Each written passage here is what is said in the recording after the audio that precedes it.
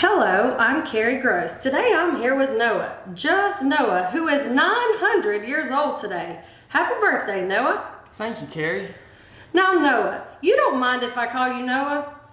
Wow, you don't look a day over 700, I must say. 900 years old? And you've certainly led a fascinating life. You were around before the Great Flood. Tell us what that was like. It was chaos. Lots of crime. Terrible. Certainly not the good old days, huh? No, certainly not. Men did exactly as they felt.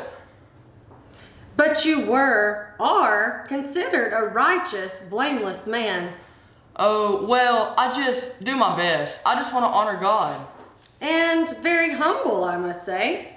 Now, back then, there was no rain. Explain that to us. Well, there was no rain. There was a firmament around the world, like a canopy of water in the sky, if you will. This kept the earth at a perfect, comfortable temperature all year round, everywhere you went. Climate control. The land was moistened by dew.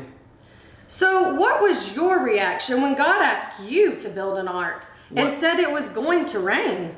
Well, just the fact that God spoke to me was awesomely scary. I figured I'd just better do what he said. I certainly did not have a concept of what was coming. All I could do was trust God. And your feelings on God choosing you and your whole family to be saved? What do you think? Thankful would be the obvious answer. I can only imagine. And how did you deal with the people making fun of you? You can't imagine that one either.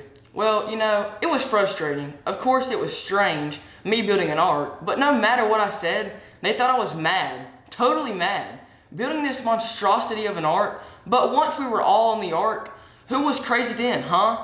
Although being on the ark for that long, I thought I would go mad. Did the animals cause any problems for you? No, not at all. They were all very tame at the time, and some actually provided some well-needed comic relief, like those monkeys. I bet. But most of the animals are asleep, you understand, hibernating. No, one of the hardest things was the thought of being the only ones left on Earth, and just the endless floating about. So you were scared? Sure, a bit. I was 600 years old at the time, not exactly a spring chicken. And that rain, well, let's say storm, lasted 40 days and nights. The firmament, that entire canopy of water, fell down from the sky. It was tremendous. But after that, it was just a lot of floating around, no land in sight. Got a bit stir crazy, had to deal with cabin fever. The family took turns telling stories, making up songs, inventing games, just to pass the time. We didn't hear from God for 150 days. We felt very alone. All we could do was just keep trusting that God was in complete control. You mean you didn't try just taking matters into your own hands? Not much one could really do. I did send out a few birds hoping they'd find some land and wouldn't come back. It was 1 year before we saw any land again, but we still had to wait until the ground was dry enough to leave the ark. God let us know when it was safe and ready. Tell me, what did you learn from all of this? To trust God. What else is there? Oh, well, maybe patience, but we had to trust God to protect us, to provide for us, to have an overall plan for our present and future. And then he gave us the rainbow as a promise never to destroy the earth again with water. So you don't have any fears about going through something like that ever again? No, I trust God. If God took care of us through something like that big, I'd have to say I trust God to get us through it again. Truly inspirational. Thank you for that, Noah.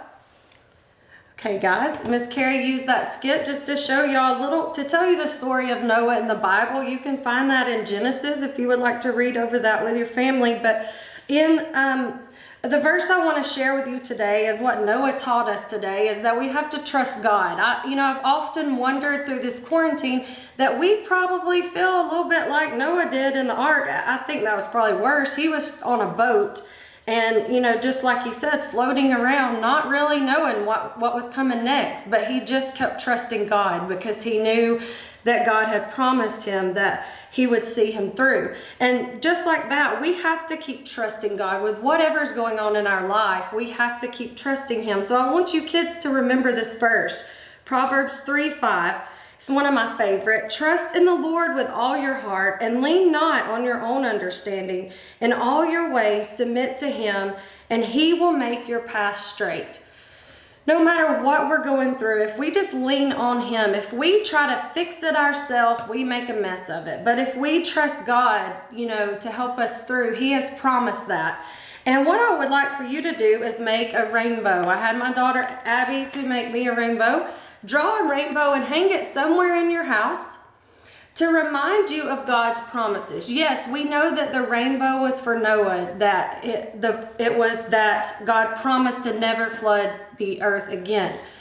However, I want you to remember this is also God's promises for you too. He promises to take care of you. You just have to lean on Him to help Him. Get Him to help you to lean on to Him. And just remember that He is still good and He is in control, and His promises are never ending.